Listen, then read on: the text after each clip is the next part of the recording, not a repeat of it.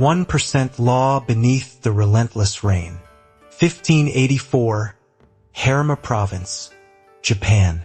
The fine, persistent rain had been falling since autumn's last blush, bleeding seamlessly into the stark reality of winter. The mountains, cloaked in ancient forests, were perpetually soaked.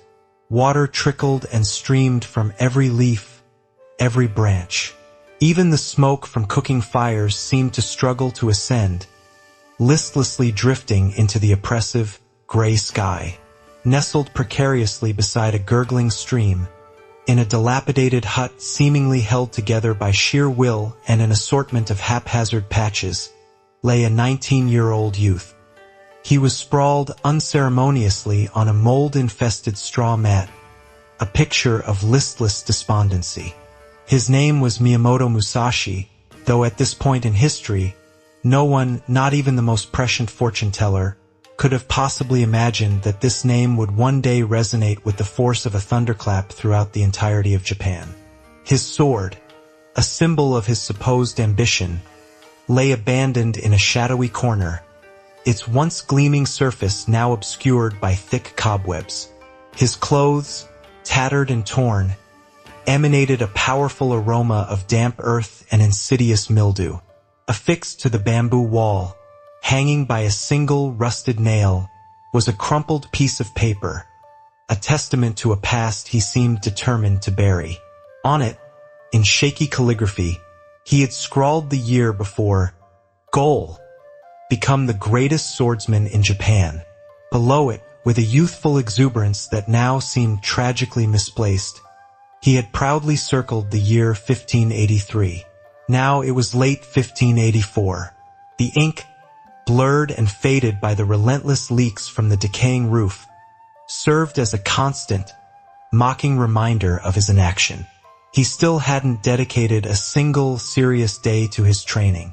Every morning, as the pale dawn filtered through the cracks in the walls, he would wake with a fleeting spark of determination. Today I'll practice for 4 full hours. I'll hone my skills and begin my journey. Then, inevitably, he would roll over, burying his face in the musty straw, and succumb to the siren call of sleep. In the afternoon, conscience momentarily pricked, he would offer himself a hollow consolation. Tomorrow will do. Tomorrow I'll begin in earnest. Tomorrow, of course, invariably morphed into the day after. The day after, fueled by procrastination and self-deception, stretched into next year. Friends or perhaps acquaintances who took perverse pleasure in his stagnation, passing by the dilapidated hut, would often mock him, their voices laced with thinly veiled contempt. "Musashi, you aspire to be a sword saint? Ha! Your blade is growing more moss than a tombstone." He would only offer a weak, awkward smile, a pathetic attempt to mask his shame. Then he would crawl back inside his squalid sanctuary, retreating further into his self-imposed prison, desperately clinging to his gigantic ambition while simultaneously embracing his monstrous laziness. Until one particularly brutal winter night, so cold it felt as if icy daggers were piercing his skin. The wind howled and shrieked through the gaping holes in the bamboo walls, and the relentless rain lashed against him, soaking half his body despite the meager shelter. For some inexplicable reason, Musashi awoke in the dead of night, his sleep fractured and his mind strangely alert. He tossed and turned, but sleep remained elusive.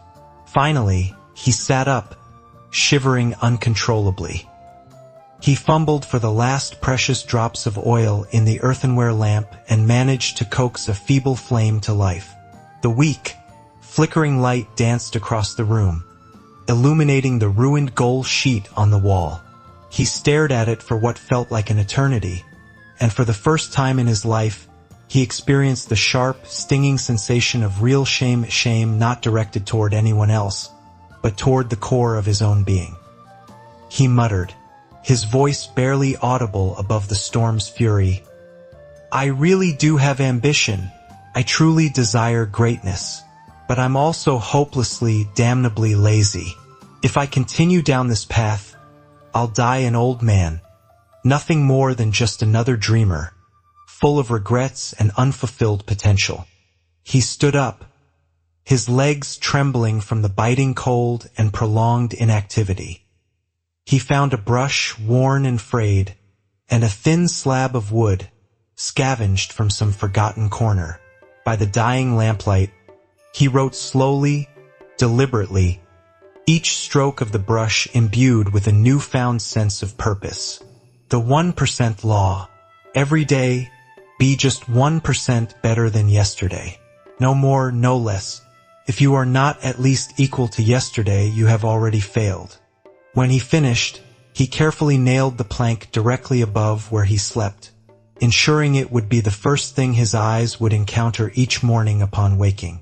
The next morning, before the rooster had even issued its first boastful crow, Musashi, driven by the dictates of the 1% law, performed his very first act.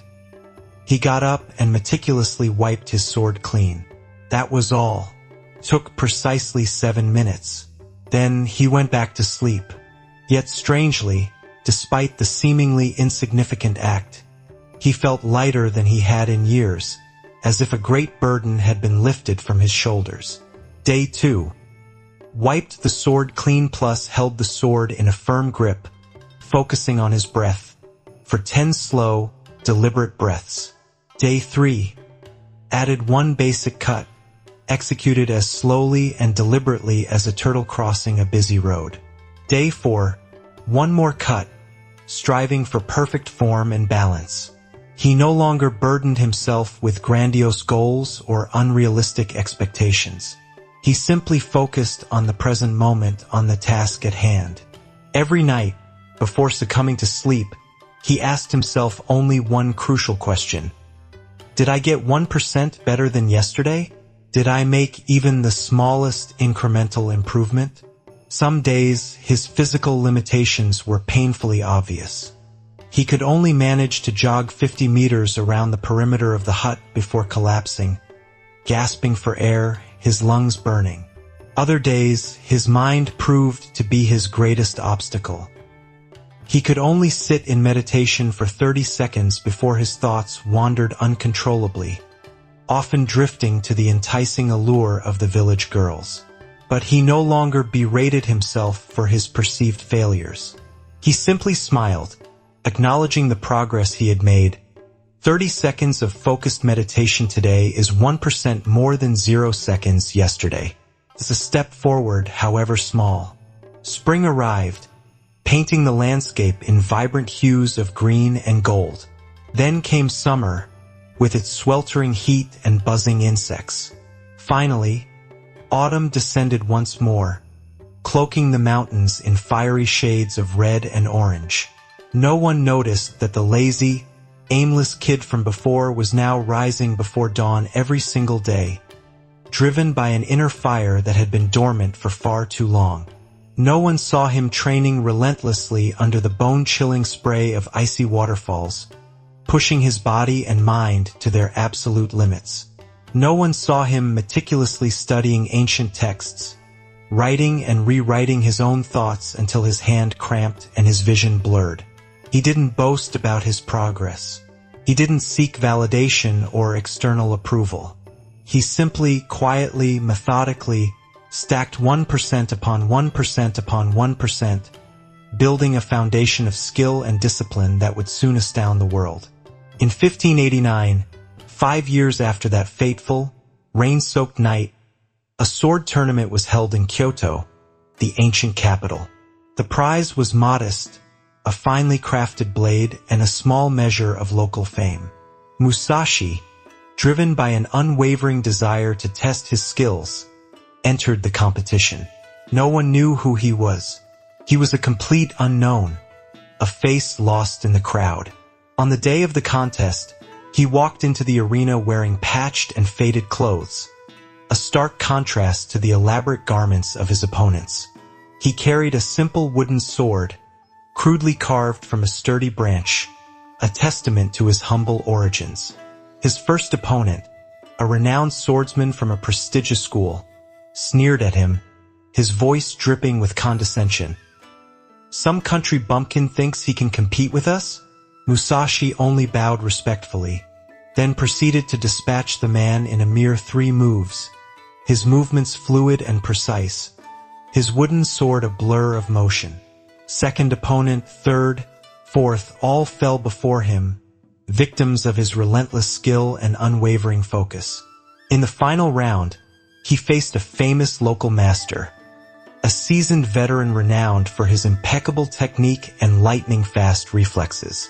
The betting odds were heavily stacked against Musashi, a staggering 100-0. The duel lasted exactly 11 seconds. Musashi emerged victorious, delivering a single, decisive cut so fast that no one in the audience even saw the blade move. The master collapsed, defeated and bewildered, his reputation shattered. Rumors spread like wildfire, carried on the wind and whispered in hushed tones. A nameless 24-year-old just completely destroyed the entire tournament using only one hand. He wielded a wooden sword and moved with the speed of a phantom. In 1600, the Battle of Sekigahara, a cataclysmic clash of armies, decided the fate of Japan. Musashi, now 35, fought as a mercenary, offering his unparalleled skills to the highest bidder. He commanded no troops, held no official rank. He simply walked onto the blood-soaked battlefield, a solitary figure amidst the chaos and carnage, seeking out the strongest swordsman to test himself against, to further hone his abilities in the crucible of war. Legend says that not a single blade touched his clothing that day. He moved through the swirling melee like a ghost, deflecting blows and disarming opponents with effortless grace. He was a whirlwind of steel, a force of nature unleashed. In 1612, on the infamous Ganryu Island, he faced his ultimate challenge. His opponent, Sasaki Kojiro, known throughout the land as the Demon Swordsman, a master of the secret and deadly technique Tsubengeshi, swallow reversal. A move so fast that it defied the limits of human perception. The entire country placed their bets on Kojiro, confident in his superior skill and unmatched speed. Musashi, characteristically unconventional, arrived 3 hours late, paddling a small fishing boat by himself, seemingly unconcerned by the gravity of the situation. He carried only a wooden oar, crudely carved and deliberately fashioned to be 30 centimeters longer than a normal sword, a psychological ploy designed to unsettle his opponent. Kojiro, consumed by fury and indignation at Musashi's apparent disrespect, drew his legendary blade. The sea wind howled and whipped around them, mirroring the intensity of the impending clash. The fight ended in 38 seconds, an eternity in the world of high-stakes dueling. Kojiro collapsed, his eyes still wide open in disbelief, his legendary blade Monahashizo broken in two, a symbol of his shattered invincibility. Musashi bowed respectfully to his fallen opponent, then calmly got back into his little boat and paddled away, as if nothing extraordinary had occurred. He displayed no arrogance, no gloating, only a quiet sense of satisfaction. After that duel, seeking solitude and introspection, he lived in seclusion in a mountain cave, dedicating his time to meditation, contemplation, and the refinement of his philosophy. He wrote the Book of 5 Rings, a treatise on strategy and life that, 400 years later, continues to be studied and revered by Silicon Valley CEOs and military strategists alike. In 1645, on his deathbed, surrounded by his devoted students, he called his last student close and whispered, his voice raspy and weak but still filled with profound wisdom. "Don't ask me how I won 61 death matches without a single loss. Don't focus on the victories or the accolades. Ask me what I did on the day the whole world thought I would give up, the day when I was at my lowest ebb." He paused, taking a shallow breath. "That day, I only wiped my sword clean and went back to sleep. But it was also the first day I consciously decided to become 1% better than the man I was yesterday. He smiled, his eyes distant and filled with a lifetime of memories. The greatest ambition is not to defeat others. It is to defeat the lazy, self-sabotaging bastard inside each of us, one tiny, incremental 1% at a time. Then, he closed his eyes forever, leaving behind a legacy of unwavering dedication and relentless self-improvement.